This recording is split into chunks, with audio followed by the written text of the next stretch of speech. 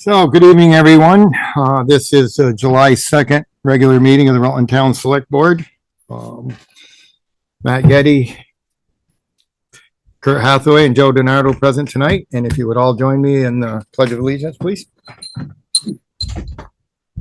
I pledge allegiance to the flag of the United States of America and to the republic for which it stands, one nation, under God, indivisible, with liberty and justice for all. Thank you. All righty. So we have done the blank. So we will suspend voting on the minutes from the last meeting because we do not have enough folks that were at that meeting to vote on them. We have circulated the minutes or the bills. Those are all taken care of. Any board member announcements? Good. I do not have, as acting chair, any updates or things, other than I hope everybody's enjoying the sunshine. Any questions from the floor? Public comment? Anyone that's not on the agenda? Dave, do you have anything you might want to bring up? No, but if you're looking to go to the Regional Planning Commission offices, they've moved to Evelyn Street. Evelyn Street. Right behind where they were. So the move was supposedly completed last week. So. Okay. All right. I don't see anybody out there, so we will start with Barbara Noise Pulling. Good evening, Barbara. Evening. Good evening. There we go. There you are. Yeah, Dave, we've completed the move. We're in.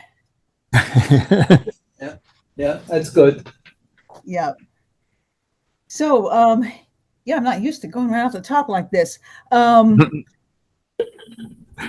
Not too much. You remember the Pocket Park at Center Rutland Falls. So we've been waiting for the relicensing, the federal relicensing of GMP's dam there, because they own most of the land. So it has to kind of go through that process as well. What has happened recently is that there has been an archaeological review done for that relicensing, and everything doesn't look like it's going to be any roadblocks there. The contractors, the independent archaeological people, said because it is small, and they looked at the 15 projects that have been proposed for that, so they consider them relatively low impact. And it's already in a highly impacted area. I mean, that area has been used since before the Europeans started using it. Native Americans were there, using the falls, fishing there. And then there were mills, and then dams, and lots of housing, all that kind of stuff. So whatever is there has been somewhat disturbed anyway. So they're not too concerned about that. They said there were a couple things they said that might require additional review, and that is if the canoe and a kayak launch and spur trail go through, and those are way up on the northern end of this parcel. They might want to do some additional review depending on how much ground is disturbed for doing that. And for the brush removal in all of that woody, dense area along Simons Avenue, if there were stumps removed and roots removed, they might want to see some more archaeological testing of that affected area, because again, it would be disturbing the land. So pretty good news. It does go to the Division of Vermont Historical Preservation just for a look through, and see if they agree with the archaeologists that were contracted by GMP to do this review. So I'm hoping this is one of the last things to be done for the relicensing, and that we may be able to take a much more serious look at this after that. Any questions on that? I guess you're good. Okay. And the only other thing I have is the legislature this past session passed passed an act that would require river corridors. There's some wetlands language in there as well, and some other things.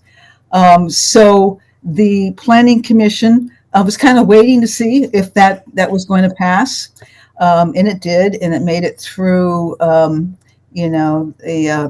veto process.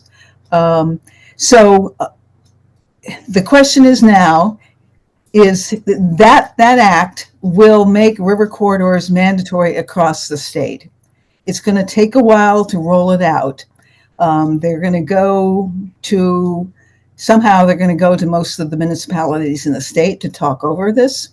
They're going to get input, and what actually comes out of that and gets in the rule for this act remains to be seen. But the legislative intent was to have river corridors everywhere. So the Planning Commission, we've been kind of holding off, and we talked to some of the folks at DEC about how wise it was to go ahead now instead of waiting to 2027. And of course, DEC, said, go ahead, we think it's best. But there's some reasons they give for that.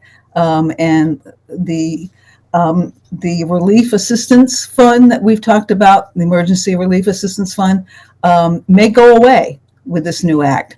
So it might behoove the town to get that rate locked in for future disasters. So we're gonna start over, take a look at that, do something for the townwide celebration, some kind of education there at our booth, and go from there. It divides properties up between the commercial, industrial, retail ones, and personal ones. So we did that. The Planning Commission did that just to make it easier to communicate about this. So yeah, lots of things came out of that legislature, there's some of the Act 250 reforms are going to impact towns without zoning. We can get into that at a later time. But right now we're looking at the river corridors.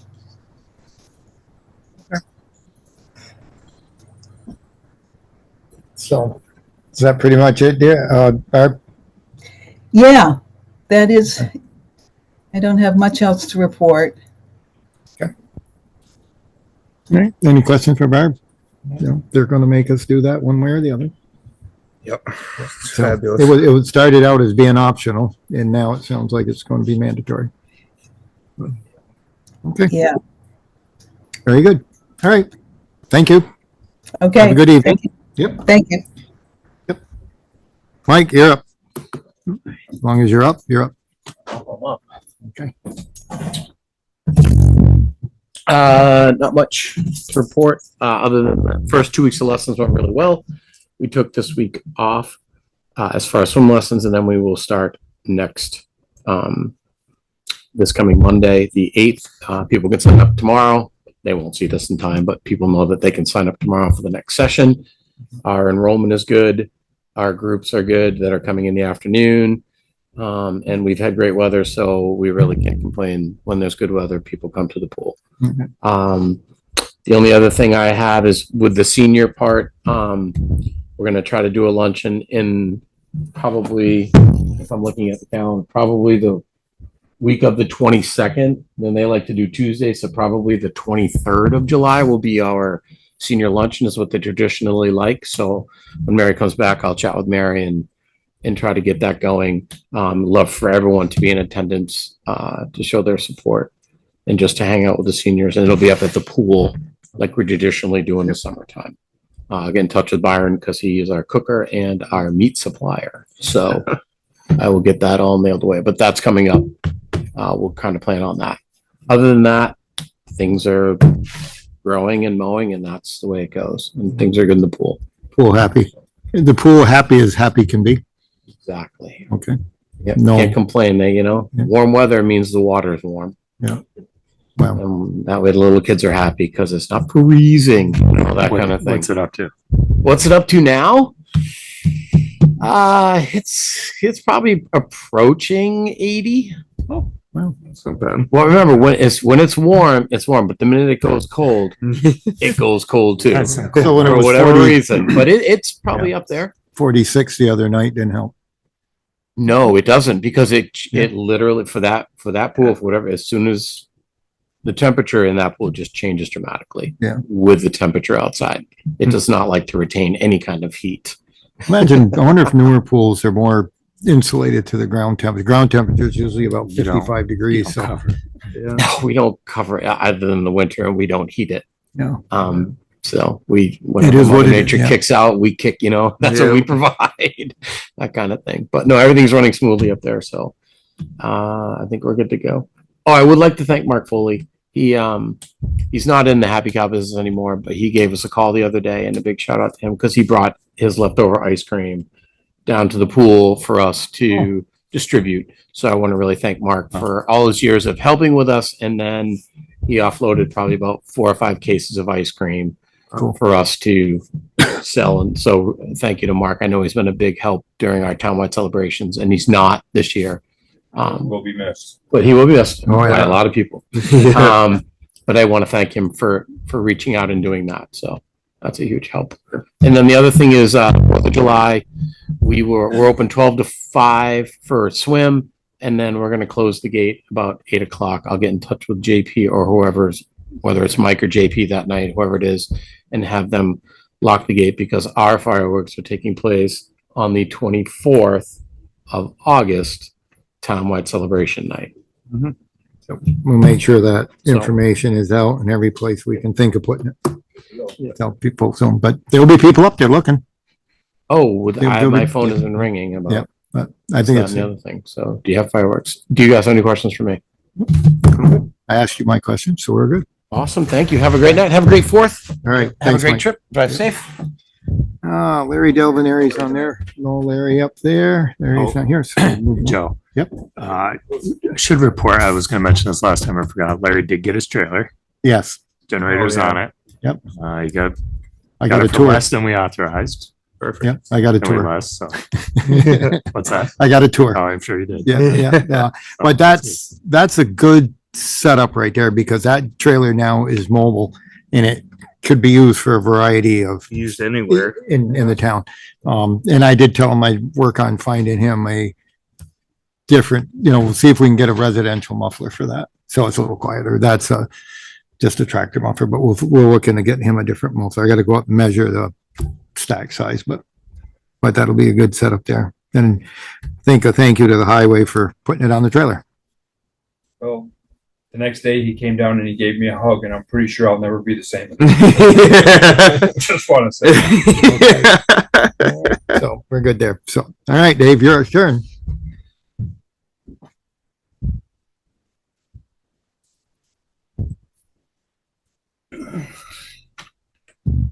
All right. We spent some time.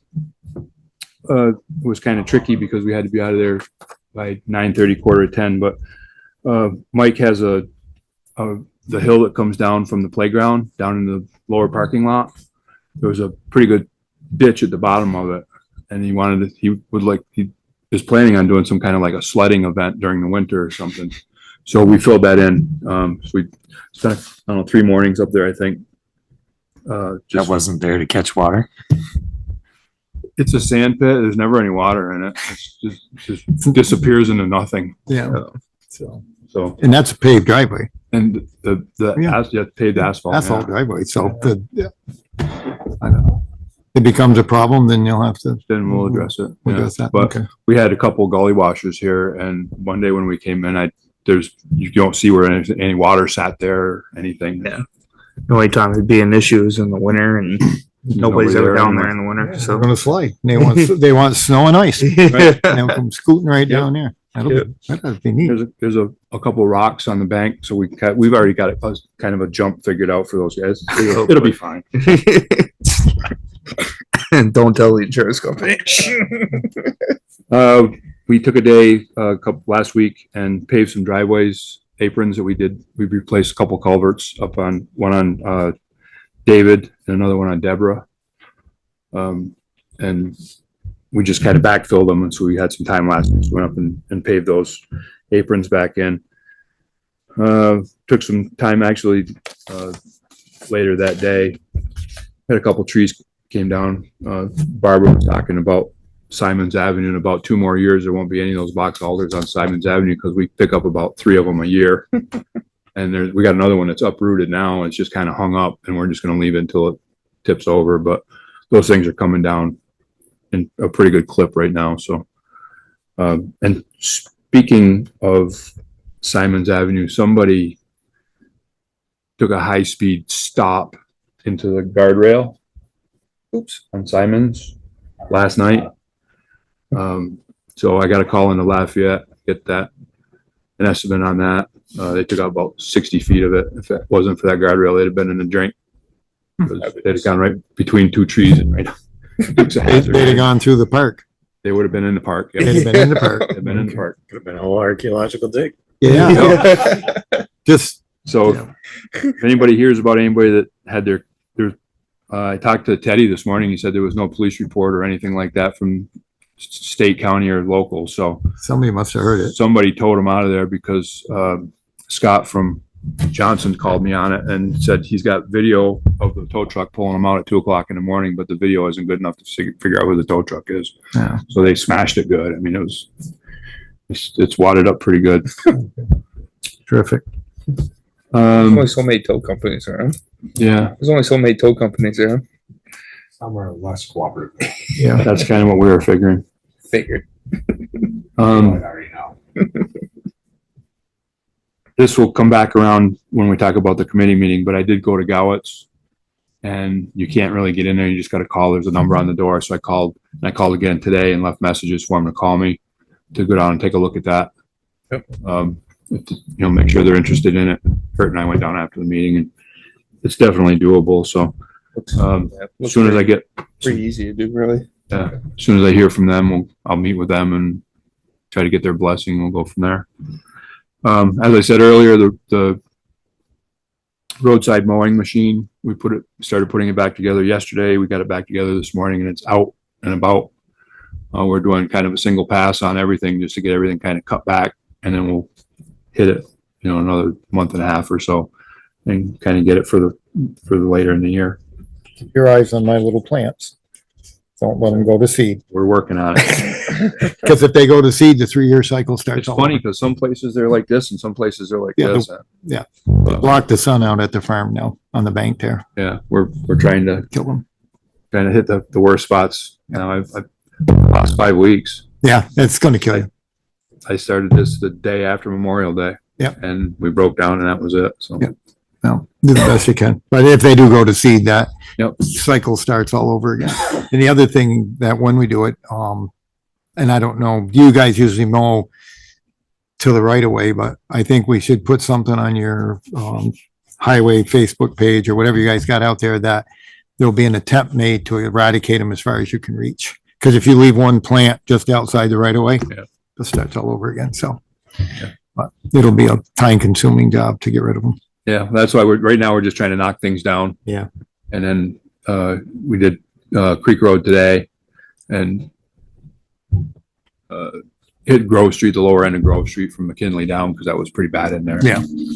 And went down to Creek Road, did Boardman Hill, and he kind of mowed his way back up Post Road when he finished up. So tomorrow we're going to do Post Road, East Pittsford Road, kind of work our way up into those neighborhoods and kind of keep chipping away at it. Sounds good. And that brings us to committee meeting. Okay, so we have a committee meeting. We also have a V-Trans paving grant. And I believe that is what you are going to do Post Road, right? Correct. Okay, so this is Vermont, State of Vermont Standard Grant Agreement. I think this is stuff we've entered into So we gonna read any particulars on it. Total award amounts $115,200 for this grant. So there's three of us. We either all got to agree or we'll have to postpone it 2 weeks. So I can't make motions. It's money. Yep. 150 grand The state paving grant. You have to second it, Matthew, if you're interested, because Oh, because you're chairing. Yes, I'll second it. Okay. Was there a motion over there? yeah, he made, Kurt made the motion, All you right, seconded it. So any discussion on this? This is to do approximately 2,900 feet of post road Route 7 up past the school. Is that right? Nope. Nope. Nope, just passing that terrace, starting That up the terrace hill, up there's a seam right there where Okay. they took off and went up the hill Okay, for the school. that's where you're gonna start. All right. And this also requires one signature. So, Move the acting chair signs. Second. okay with that, Matt? Yep. All right. Any other discussion on the paving grant? All those in favor signify by saying aye. Aye. And I'll vote aye. No opposed, so we're good with that. Thank you. Today is 7/2. We have a 20% match too, Right, just yeah. for the minutes.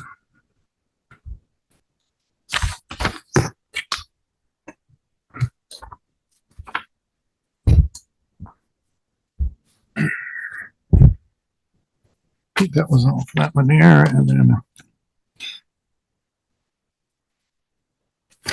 Okay, that goes back in the green folder. All right, so, last Wednesday, the 26th, we had a highway committee meeting. We discussed numerous things. We discussed the, intersection of Simons Avenue and Route 7. We had a V-Trans representative here, Chris Taff, and he pretty much told us it's up to us. It's kind of on us to do it. There was the issue with cars coming off of Route 4 at high speed because it's a slip lane type configuration. The way to stop that would be to look into a T'd intersection. We pulled up some maps, and Gowette's own property on both sides of Simons Avenue. So what Dave was referring to was Kurt and him went down and looked at that intersection, and there's a building there, and it would be possible to come down Simons and make that kind of a right turn and then out onto Route 7. The town owns right up to, I believe, Gowette's property. Is that right, Bill? Yeah. We own right up when the Center Rutland Fire Station was built. The railroad owned, I think it was Proctor Pittsford Railroad, I'm pretty sure, but they gave us the right of way and the lands that went with it. So we own right up to Gowette. So this could possibly be done on our own property. Not a whole lot, there'll be some expense, but it won't be that. So we're going to pursue this. That was what the recommendation of the committee was, to pursue it. And The old rail bed is still there. the lines of sight are good. We just have to come down far enough for that last driveway to intersect with the road. And then what that might, and I think Gowitz would be in favor of this, we talked about it, is that means the road does no longer bisect their property. They would be able to, the road would go away where it is, and that would all be open to them. So So does this involve a land swap? probably, well, Not really actually, a swap. I don't know, we just give them the road. Yeah, Donate we a- just give them the road back There because might we be- already own the other land. There might be a little swap because they're Yeah, we might need behind, that. It is behind that kinda little goofy. building. It like comes out into a triangle and Right. might need like Yeah. a shape there. little bit of the point of the triangle, But like we'll- the size of this room, but- maybe. This was a situation that Chief Dumas brought up to us, several months ago about the cars and the speed on there, and this is one way of slowing them down. So we're gonna look into that. Be very effective. There's quite a bit of sumac there between that last driveway and where we were kind of looking at it. Yeah. We just got to figure out where that property line is. I mean, there could be potentially a huge area Yeah. that we wouldn't even have to deal with that. Yep. Piece of Gowett piece. and I think all once we that. move, when we, to see how full board, but I mean, I think we'll go down and get some surveys done, see where the property lines are, and then we can lay out what we want to do. Cause we can put a road on our property. Right. We shouldn't have any issues there. Okay. The next thing that came up was, the 2015 F-350 we've been trying to sell since February. A month ago, we gave Dave permission to, try some, whatever creative methods he could. So they took the truck around several places, showed it to a number of people. We received, as far as I know, one official, offer on the truck from Andrew Patch in the sum of $9,000. And the committee had like to recommend to the full board that we accept that offer on the 2015 350. Say your motion. So move. Second. Okay. Any further discussion? I do know we did our due diligence to try to sell this truck. We worked it. Tried too hard. Yeah. Tried too hard. All right. So no further discussion. All those in favor? Aye. Aye. Aye. And none opposed. So, would you take care of notifying Mr. Patch? Yes. Okay. Okay, thanks. All right. Who has the title and paperwork? That somewhere? He is gonna need the title. Dave has the title. I believe the title's in the title file. Okay. They have here. You know, an interesting story. The town fire department had some CV stock. And we could not, when we wanted to surrender it, we could not find a stock certificate. So we had to spend money to get a duplicate stock certificate. And we sold a fire truck and they took the title out of the title folder. And the certificate for the GE or the CV stock was in the title folder. The last place I would look. Why would you look there? But we did find it. And it was like a month or two after we paid several $1,000s to get a duplicate, because you have to pay a percentage of what the stock was. But anyway, all right, so that will be taken care of. We did receive a letter from the homeowners association up on Windmere, asking us to agree to a memorandum of understanding for paving, and the highway committee turned that down. And we did send a letter that is in your packet to inform them that, with numbers and phone numbers and stuff for Wilk Paving and Fuller Sand and Gravel, for them to contact them directly to see if they're interested in doing something, give them a number. We discussed at length that the only way that we would probably put them on with our grant or our paving bid is if Dave was paving in the area and the contractor was okay with that, but they would be dealing directly with the homeowners association and we would not be paying for the paving and then being reimbursed. That's probably the best way to deal with stuff like this. So that was our recommendation. So did you send the letter out, Bill? I did, yes. Yes, I've you not did. heard back from them yet. Okay, perfect. So that's okay. So there we are with that. But we got the post road, so that's taken care of. And I don't see, The only other thing is in your packet is a letter from a person about some plow damage. oh yes, there was a plow damage, Taken care of. all taken care of. Okay, I thought that. Yeah, all right. Perfect.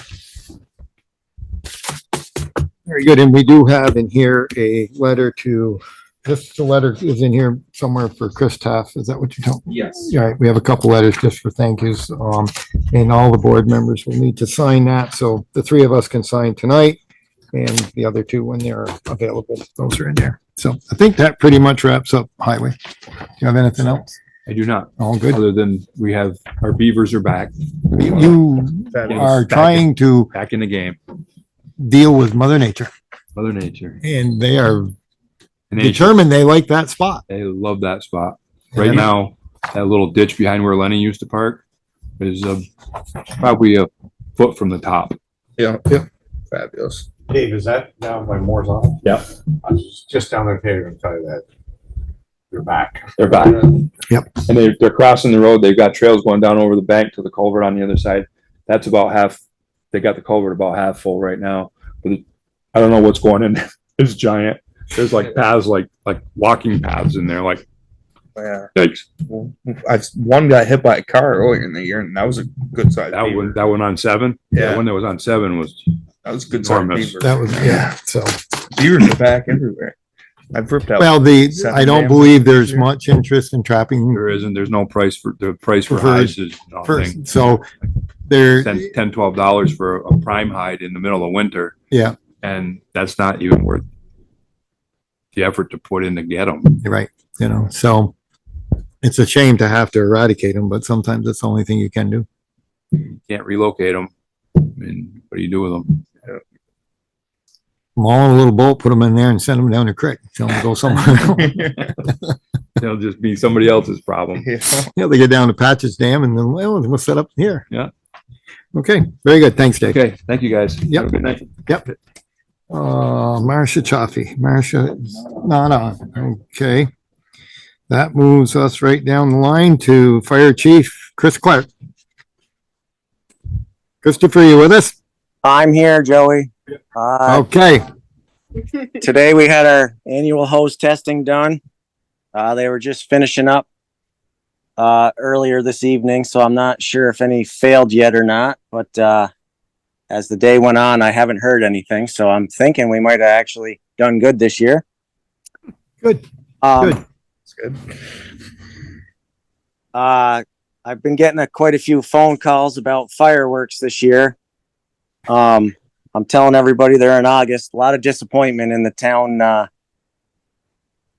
for not having them on 4th of July, but I told them they'll be on the townwide celebration, but maybe next year you guys would think differently, but up to you, I told them. Yep. Other than that, really don't have anything to tell you tonight. Okay. Yeah, we've, Mike brought that up also, that fielding questions about, fireworks. Change is always very difficult. It can be. Yeah. It doesn't help the city's not doing their fireworks either, so everybody's looking for Right. fireworks. Bombazine's not doing theirs, until the weekend. Particular Yeah. reason why the city's not doing it. I think they're doing theirs the weekend. They are not doing them. They posted something today because they were being independently funded Yeah, and those independent funding sources ran out. yeah, that's what that was. Is that the city? Yeah. Yeah, that's too bad. There's a post that, the displays are more than $10,000. We're like, yep. Yep. Yeah. Yeah. The Yep. fireworks are very Sure. expensive. So they are exploring options for next year, but it doesn't sound like they're gonna have anything this year. So yeah, It's kind of a shame, but it's expensive. it is. It is. I still like doing them. I think with our townwide celebration, I think it's kind of neat because nobody has fireworks in August. Nope. And it's kind of a fun thing to end summer. So we'll see how it goes. All right. Anything else, Chris? No, that's all I had. Very good. All righty. Thank you. Thanks. All right. That brings us to our town clerk and treasurer, Kari Clark. Hi, Joe. All right, so evening. I put a couple things on your desks for tonight. Yeah, most of them pretty good. I don't know. I think it's how you look at it. Yeah. So, the things that are on your desk, obviously you know what's on your desk, but I'll explain to the people who don't see it. I have an estimate of what our end of year, fiscal year looked like. I closed the year yesterday. So that's on your desk, as well as the budget sheets for the end of the period. So you can see that my numbers match in each area. And then I do believe I put a copy of the last local option tax payment that we received for the fiscal year. You did. So, to go over it very quickly, the local option tax money came in for the fourth quarter as $338,763.93.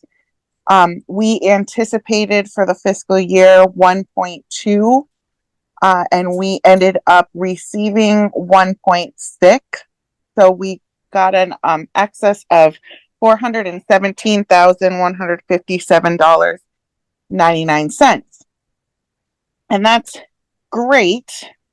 Actually, I'm really glad that happened, because our budget this year didn't go as beautifully as one would have wanted it to. There were a lot of lines overexpensed. And there are 3 things. So on your summary sheet, on your estimate sheet, the bottom number that says final excess number, your sheet says, your sheet says $781,484. It's going to be a little newer number, and I'm going to give you that number and tell you why. Basically, first of all, that's a lot of money to be in excess of. Not a really, I mean, some people could look at it and go, hey, that's great. Better to be over than under, right? Well, when we're a non-profit and we're supposed to be budgeting like on point, truly that number should be 0 if we could have a perfect year. So we there's a lot of things that kind of saved us this year. And if these didn't happen, then we would have been significantly deficit. There are 3 things. Let me just find them. The lot money saved us. The excess and lot money saved us. Let's see, let me find my notes. Bank interest saved us. We only budgeted 9,000 and we got 177,000. And the delinquent taxes, and I don't want you to take this wrong, they saved us. And it's not necessarily the collection of them. It's more that we budgeted 100 grand and we got 252 grand. So we kind of didn't budget correctly on that one. We increased that one for next year. We did. Yeah. But it's so basic. Well, I didn't mean to interrupt you, but the items that we seem to be over are the ones that we have the least amount of control over, like the 1% tax, revenues from bank interest. And I think that's kind of the last couple of years, that's been a little bit of a trend. So this November, we might have to take a little harder look at that. I completely agree with you, Joe. Susan and I were talking, and between the two of us, these are our words together. It's going to benefit us in the fall if we each take better care of what we're budgeting for and try to get as close as possible to what we can get, and take those 2 things that you said, the lot money and the interest, into consideration really carefully when we go and do it. I also wanted to,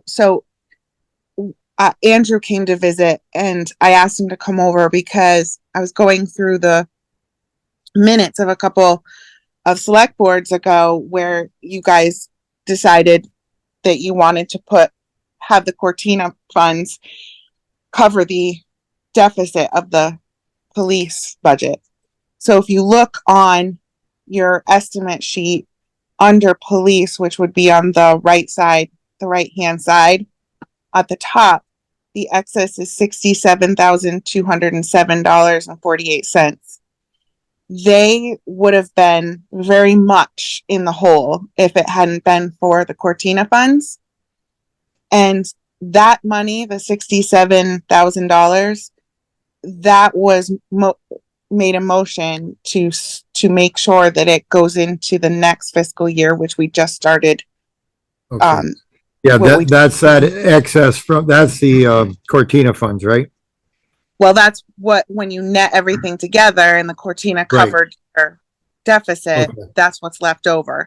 So that number at the bottom of your sheet, $781,484, if you subtract out $67,000, our real excess is $714,276. Still incredibly significant. Yeah. So Okay.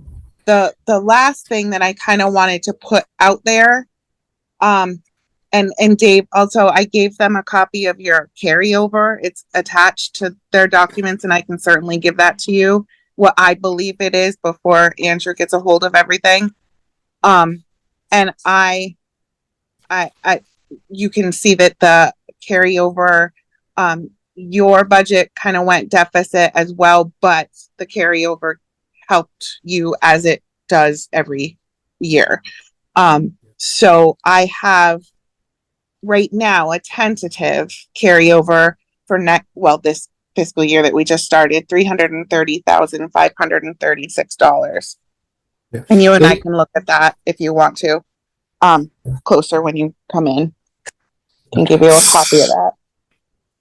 So some of that is, something I think we've discussed together, the board and Dave, and to some extent you, Kari, is to try to get the highway budget to have less carryover and get that kind of down some. And so this, in a way, that's a good thing that we're going in that direction now. They also budgeted for more of the 1% money for this coming budget for this exact reason. We've increased the one, but so basically I think what we do pretty well is budget for the expenses. The part that we're having difficulties with is the income side because it's so volatile. And so one of the things that Susan and I were talking about today when we go to look at the lot money in the future is the lot money, as you know, is 1% interest on the things people buy, rooms and meals and all of that. And as the world gets where it is, all the prices are increasing. Therefore, our 1% that we receive is going to significantly increase too because of the sign of the times. Right. So, and so as we move forward, we're going to have to look into the crystal ball and look at the history and try to say, okay, the last thing I want to do as a board member, say, okay, we're going to get 1.5 million and we're going to put this into the income side for the general and wherever it goes, and we come up short. That's that. And I think that's the conservative attitude that us as managers trying to do this are doing. But we could try to get it closer. I think we'll have to, when we have this discussion in October, November, as budgets are done, I'm not sure what we did budget in. I think we went 1.3 or 1.4. Yeah, we did for this year. Yeah. 1.3. But this year's number will be a much better guide for next year because the rate of inflation has come down. So when we were doing it last year, we're still kind of, in the midst of a trend, it's really hard, but I always feel that as a group from your office, Kari, and the board side and the department heads, if we always budget our expenses fairly close to what we actually spend, that's what you really can control. And the income side, like I say, is always so volatile. There were years where we never got 100,000 from bank interest. That's quite a lot, and that's 5 years ago. That was unheard of. Right. So I wanted to leave my discussion tonight with this thought to ponder, and I know a lot of things go into this particular thought, but so today the listers lodged the grand list. So I had kind of an idea of a number for the grand list and plugging it into the tax rate calculation. We also this week got a download of what the education rates were going to be for our town. So I plugged that in too. And I still have some work to do on the calculation. That's going to be something I do in the morning as far as like getting it down to see exactly maybe what it's going to do to our taxes. But my thought and my question and having you think about this maybe for next time is, I understand that the voters decided let's sweep this over into the capital improvements fund, but since the taxes are going to be so crazy this coming year with so many factors, and I saw a couple factors today. Wouldn't it be really great if we took the high road and said, let's take that 714 and reduce the taxes for our taxpayers? I think that if we could do something like that, we would be looked upon as, that's amazing. I've had a lot of apprehensive people come in, and they're really not looking forward to getting their tax bill. And across the state, we're looking at people moving out of Vermont because of it. I think it would behoove us to do something like that and see if it can help them a little bit. Just something to think about. We have an update on what our capital improvement fund balance is. Nope. That is a work in progress. As you can see, the capital improvement line is put into the estimate, but it's taking a lot. We have a good start on the project from Bill, but it comes down to yesterday we were going through each of the expenditures and making sure that it was attached to a department, and if they had any money left over from what the board approved. So we're in steps and we're nowhere near a balance quite yet, but that really shouldn't matter because the money that you see is already factored in to what we have on the budget sheet. Yeah. I'm not sure what, I'm not sure I If you follow estimate, which money is factored in where. if you look at your estimate sheet, you're going to see the capital improvement line expenditure taken out of there. So it's an $890,000, 803 figure. It's on the Where is left it? side of your estimate. Left side, paper. Matt. Oh, okay, so the. Yeah. Okay. So the 890 is what we estimate that we have spent, right? Say that one more time. The 890,000 for the less the capital improvement expenditure, that's what we, at this point, we're pretty sure we've earmarked, right? That's what's in the line right now. If you look at your budget sheet report, that's what's in that line. Okay. So when we look on the last page, the statement of net position, general capital improvements line right now says 1.78 million. Where are you? On the third page of this, The modified cash basis page. What are you looking at, Matt? It says down here. down here. Oh, okay. They got 1.782. Are you looking at that page that's attached to it that I highlighted Dave's carryover on? Yep. Yeah. Right below That's that. from our audit report in June of last year. So I had to use that carryover number for Dave so that he can figure out what he had this year. So that paper has nothing to do with the capital improvements. So the No, line right below it, Carrie, says general capital improvements. Okay. So that's for the audit. I want you to look at the budget status report pages, and on page in the general, it's 5336. It's on page 4 toward the bottom, capital improvements expense. The actual is 890,803. Oh, So Yeah. okay. 50, okay.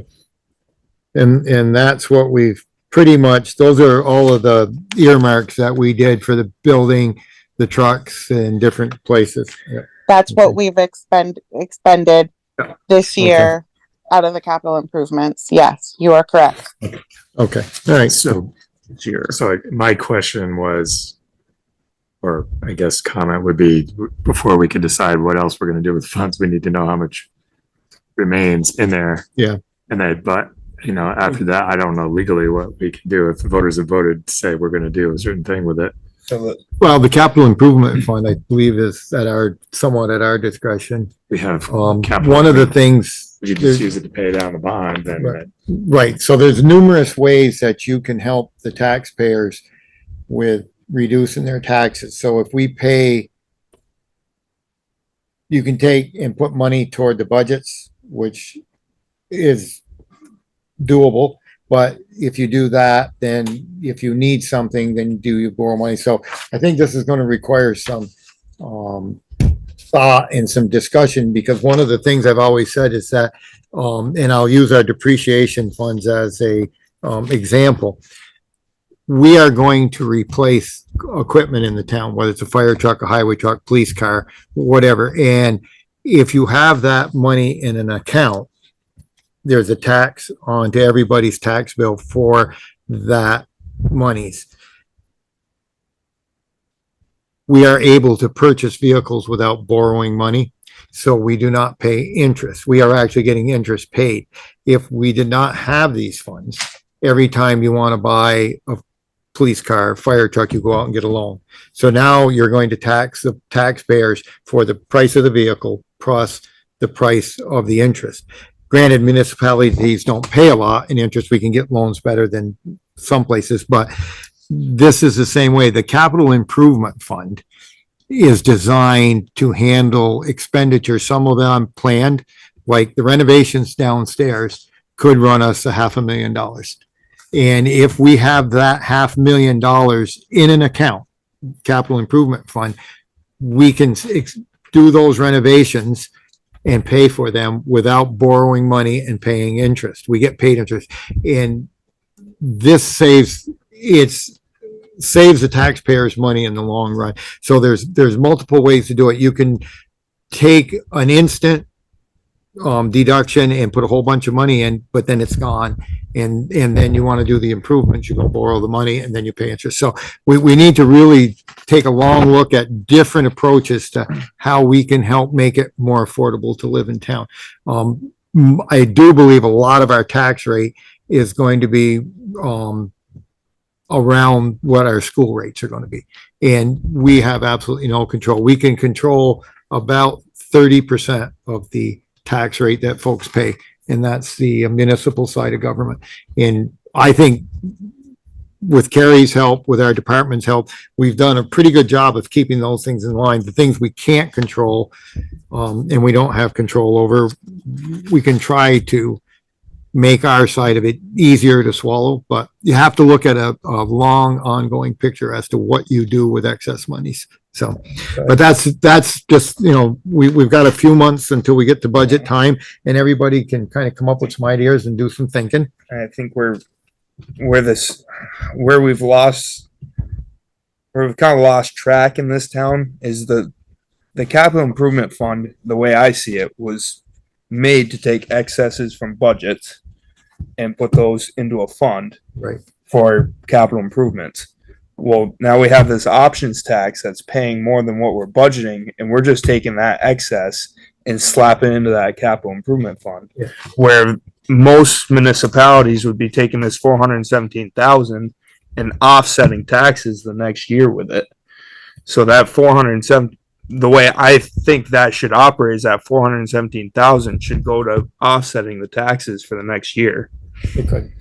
One of the reasons for the capital improvement fund and why it was set up is to protect the 1% money. Yes. And so if you do not have that earmarked and you do not have a place for that, we aren't entitled to it. So that was that's how we got into a predicament about 10 years ago. You also could just budget for it, right? I mean, you could just have a line item, general budget, it's whatever, however much you want to raise from capital improvement fund every year. The other thing Fixed is amount. we can put a limit. We could do that too. We could say, so prior to the capital improvement fund, any monies that were left in a budget, fire, police, rec, or general, went to offset the taxes for the next year. Yeah. That's the way that worked. When the town introduced the 1% money, we upset the apple cart big time, because now we were getting monies, and for a few years, we did not spend those as fast. We didn't have the mechanism, and we didn't understand what we were getting as a town. So we acquired some monies way ahead, and in the board that was sitting in 2014, 2015 came up with this capital improvement plan. And there's a couple, they could have done it a couple of ways. They could have said, okay, the capital improvement fund will be funded by the 1% money, and excesses from budgets will still go to reduce taxes. That's another way. So it's a couple of different ways. The one thing, and it's what I said earlier, is that if you put the 400,000 excess into next year's budget, it's immediate savings. If it sits in the capital improvement fund and we spend it to do the remodeling downstairs, say, we're still going to spend that $500,000 to do the downstairs, but now we don't borrow money. So you got to look at it both ways. You get immediate relief, or you get relief over a long period of time. Because if we go to the voters and tell them we need to borrow $500,000 to do the downstairs, and so we just put 400,000. So you got to look at it two ways. And I don't disagree. I think there's different ways you can look at it in the long run, but of course, in the short run, the voters voted to do it this way. Right. And we'll go this route, but if another plan comes up, I mean, things can be changed. And if we come up with a plan that manages it, and we have seen, now I think this is the third year running that our 1% money has been above anticipation. So the trend is there. Hopefully, if that trend continues, and this is without one major hospitality establishment in Rutland town. We have lost one. That if both of those places were in business down there and doing public business with the public, that 1% money, that could easily be half again as much or more, because we're losing a tremendous amount of income from what used to be the Holiday Inn. So The online sales are really saving us now. Right. They're making everybody collect on the online. Yeah, so we're getting there, but this is really good, Kari. I really appreciate the work you put in. A lot of stuff here to think about, and we'll work on coming up with the best plan to try to make this work better. Okay.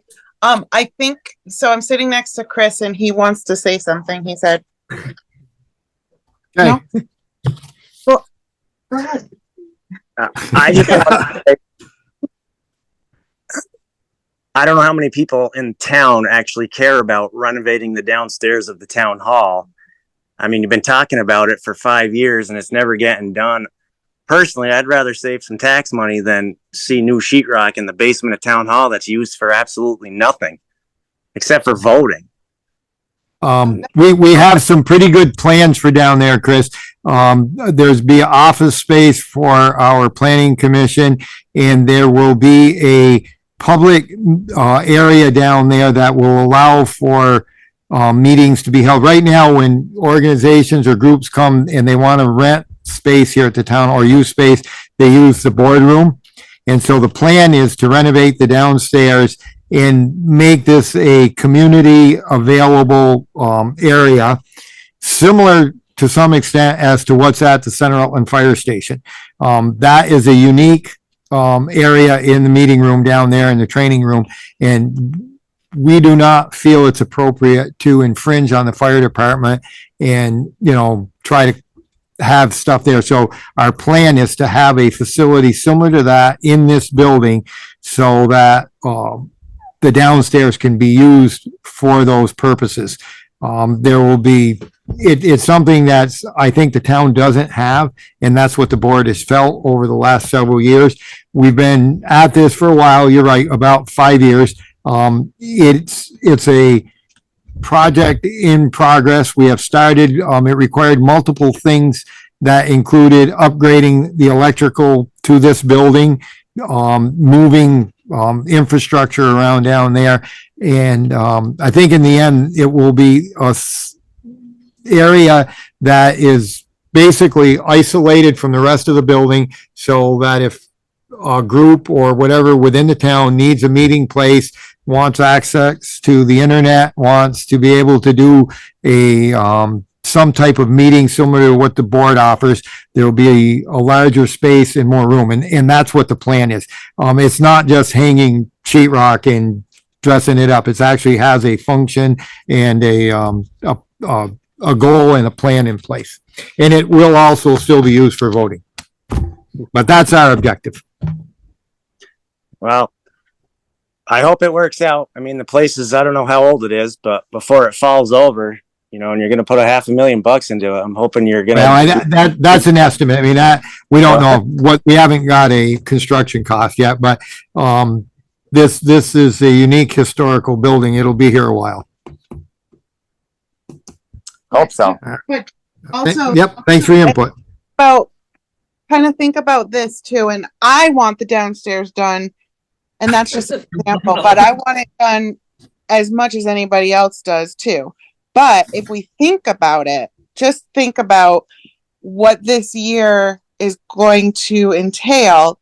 Are we actually going to get to do anything down there in time, or can we save the taxpayers some money in their pocket for the year and continue to think about, you know, doing downstairs, but it's not going to happen right off?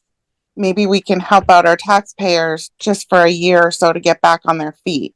It's just something to think about, and I think that's what Chris is trying to say. We're not like on the cusp of doing anything, are we? No, I mean, we're good. This is all informational at this point. Yeah. Yeah. Expressing some ideas, and I think we've all got a kind of an idea. Well, I think we're all on the same page and want the same goal and reach the same destination, just a couple of different roads to get there. So, Exactly. all right. There's no set arrival time at this point. We're not like on the, we're not on the cusp of spending $500,000 on anything. We don't have the projected cost yet, and we haven't put it out to bid. So anyway, anything else, Kari? No, that's all I have, and, you know, just talk about it amongst yourselves, and maybe we'll talk again the next select board We meeting. got a lot of discussion to do. All right. Very good. Thank you. You're welcome. Thanks, Chris. Thanks. All right, moving on to Mike Delehanty. Good evening, everybody. How's it going? We're all here. Well, three of us and a couple of, we're a pretty short crew tonight, Mike.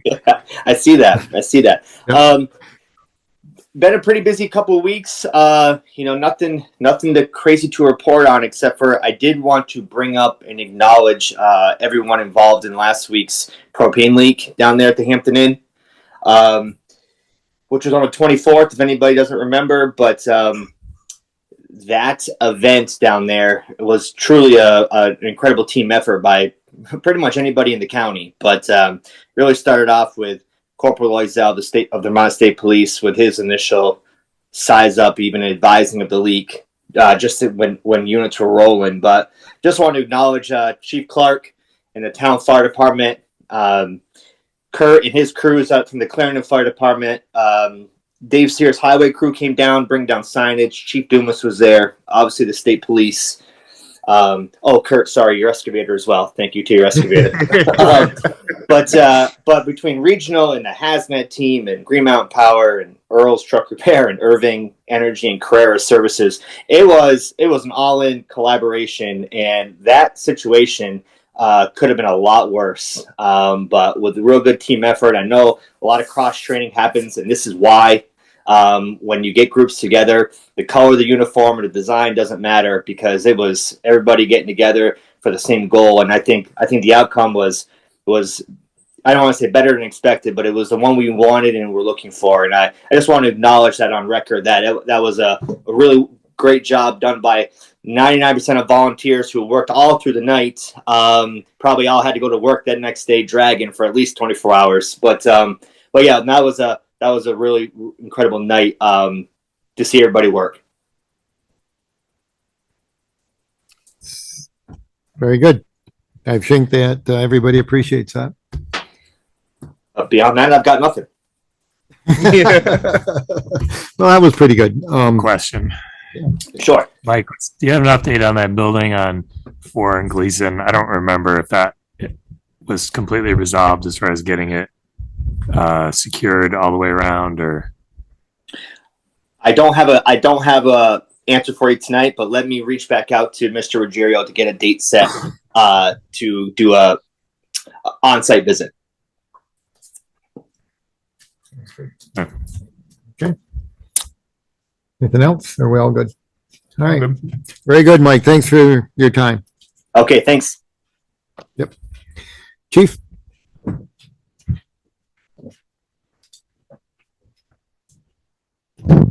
I have, very little at this point. Mike went out of my cell. Oh, okay. Said everything that I wanted to say about that situation. Other than that, everybody wants a copy of the report that I guess I'm supposed to do on this because the insurance company is going to pay.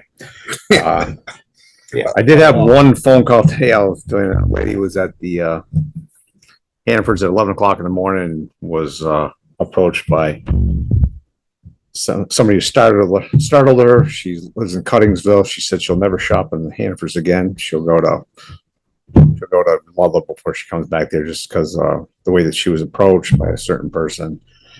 I checked there. I could never find the person, but I appreciated her insight and how she felt. She's a widow.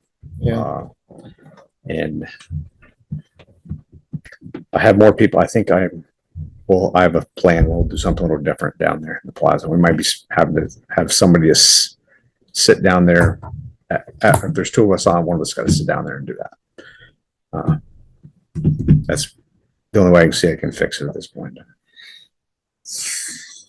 Well, that Lynn's on vacation, so I don't have any of the stats. We'll get them next time when she comes back.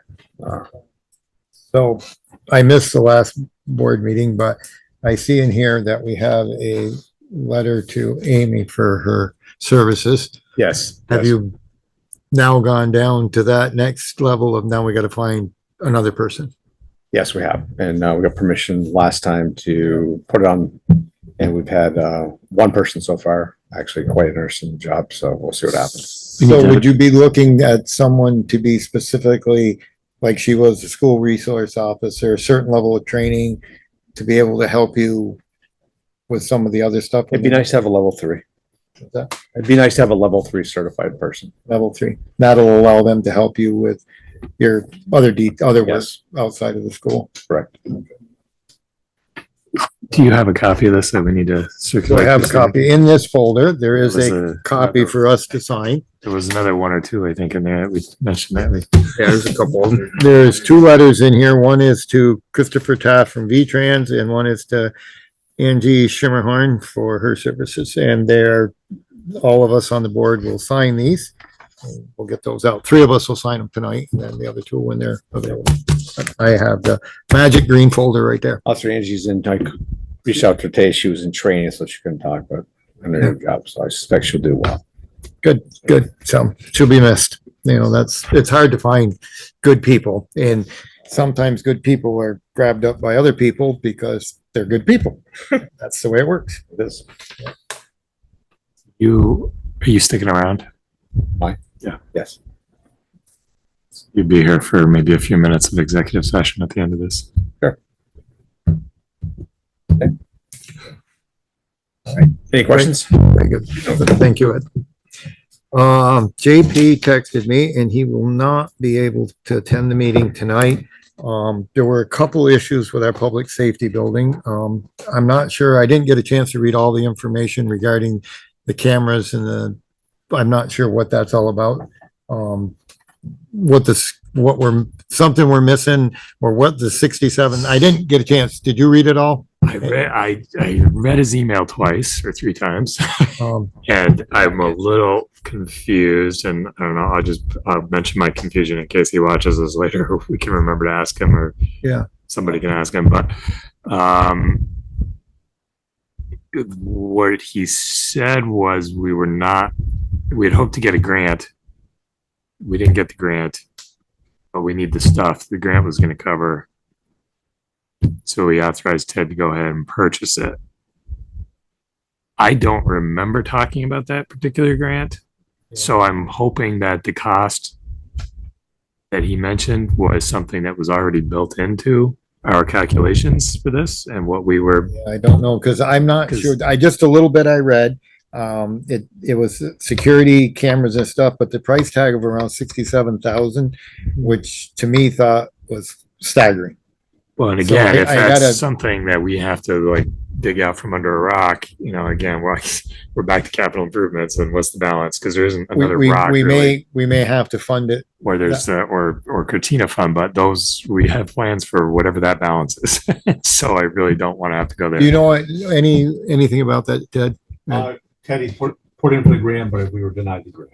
And what is it for though? That's For all the outside camera systems and all that for, around that building? yes, and probably, I think, inside the building. Yeah, inside. My recollection, I remember he did one that was like 150. That was different, right? That was for the Emergency emergency operations center. Right. within- Right. Within So the- the right. 67, I don't remember talking about, which in this context is good news because it means that we weren't relying on it in our cost estimate and in our determination of how much we needed to borrow. Right. So my hope is we already have the money to cover this. We don't have to I go. believe so. Yeah, I'm not sure. So that, I think that's, we've got to get a little more information for what we want to do. But I was concerned if we, as a town and as planning this building, we missed this item of need in that whole process. I would like to think we, I remember going to a meeting and we talked about it. and right, It was put into I thought it was put into the budget. right.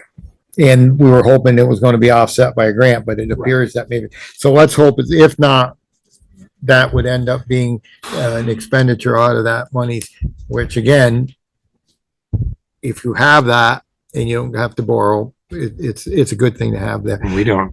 Yeah, I don't think we just need to know. get better, more details on this too. I mean, I'd like to know what the balance of that contingency amount is too, Yeah, because I think we spent most of that. It was about 250,000 when we started, but I think we've whittled away between the unsuitable soils and some overtime and some winter conditions. We probably chipped into it pretty good.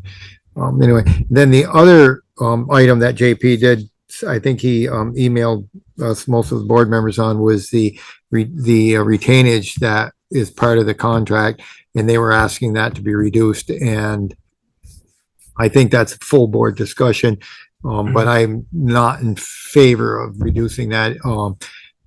It sounds like the contractor wants us to reduce that retainage so they can pay their subs, but I think that's up to them. The folks that are done, the concrete guys, the other ones that are done and moving on, it's up to them to take. It shouldn't be us paying VMS so they can pay their guys. I think we should stick to that, but I think that'll be hopefully in 2 weeks. We can have that get a couple of things, Bill. We'll have to get some of this clarified with JP and Ted on the cameras and the security and that retainage reduction. And we'll try to have that on the agenda for the 16th so we can, and maybe have some more information so we can make I don't think I have enough information to even try to make a decision on that. So, but anyway, so I think we're all done, but that's pretty much where we are. And just so you know, JP's been out there and he has been doing his job. So anyway, you're up, Bill. Okay.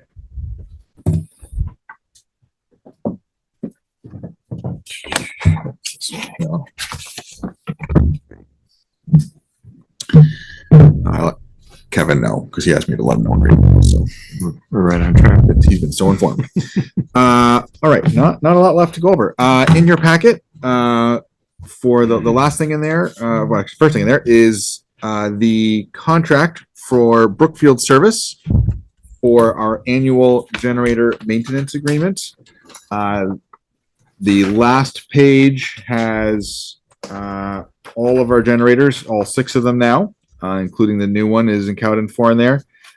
This is for one round of service to all the generators and a second service at the one at the school, which is consistent with what we've done in years past. So the total is $4,084.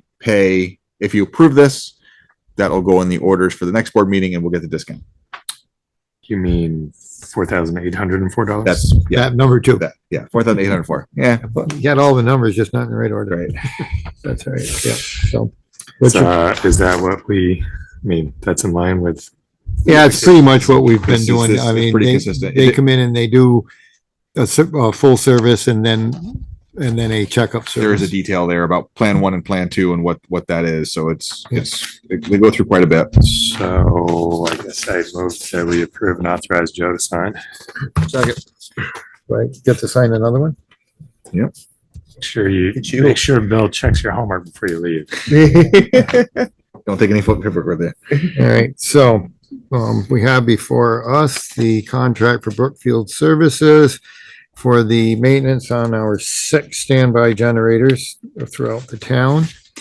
And if we pay this in advance, the cost is $4,804. We have a motion, a second. Any other discussion? All those in favor, say aye. Aye. Any against? Nope. So I vote aye. I do believe we're good. All right. All right. We recently had all of the heat pumps at Town Hall and the fire station serviced. They had been a little while since those were done, so we had vendor come through and do those. They did a very good job. Everything is running much more efficiently now, and we had there as a part on order for the generator at the center Rutland station. They went to do a coolant service, and the starter has seized, so we don't know when the last time it ran, but it will not run. So that part is on order. But we have that'll come out of the balance of generator maintenance, which is what we plan that for. So that is. Oh, and Town Hall will be closed on Thursday for the holiday. That is everything I have. That's everything you have. So I have this contract. Do you know which line? I guess this one here. For Brookfield? Yeah, it says authorized signature. I'm assuming that's yes. That's me. Yeah, that's you.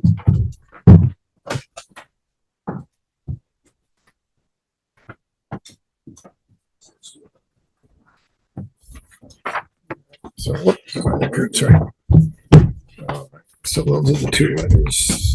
The 3 of us will sign those 2 letters, Bill. They'll be in Yep. here. I'll hang on to them. The 2 contracts are signed there. Yep. Yeah. I think that was it.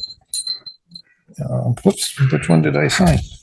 I think I signed my copy. No, we don't want that copy. We want the clean copy that doesn't have letters and names on it. I'll do that again. All right. So that's pretty much it. That's all I got. And there, we discussed the highway committee meeting. There was a personnel committee meeting. Anything you'd like to It was tell a us? personnel committee meeting. Mary and I completed our first review of the personnel manual, which has been pared down from, I think, 55 pages to like 39 or so, maybe less. Heading in the right direction. What's that? Yeah, it's heading in the right direction. We got a lot of things we need to go back over with Teresa now. So, but we're going to try to keep flogging that when Mary's available and get it to you for your bedtime reading sometime soon. I think we're making some pretty good progress. That is something that is very cumbersome, very difficult, and it takes a lot of waiting to get through. I do believe. A lot of waiting. A lot of waiting. But I think that I think in the end, it's going to be worthwhile. So we didn't sign any minutes, so we'll just include them in the next one, so we can do that for the. You'll have them for next time. Don't worry. Sorry. Be there. So that brings us to the end of all stuff we have talked about. Maintenance, V-Trans, that. We did the 2 committees. Bill's done his thing. I understand that Matt would like to have a brief executive session with Kevin. Is that my understanding? Yes. Okay. Legal advice on contractual matter. Contractual matter. Okay. That motion. It's motion. Second. Okay. I will. Do we want Ed and? Yes. Yes, Ed will be part of that. All right. Okay. All right. I think we're good. All right. So we will be. Okay, you're back on the record. All right, so we're out of executive session at 7:53. There is no action to be taken, so I think we're good. We'll go to adjourn. Second. All in favor? Aye. Aye.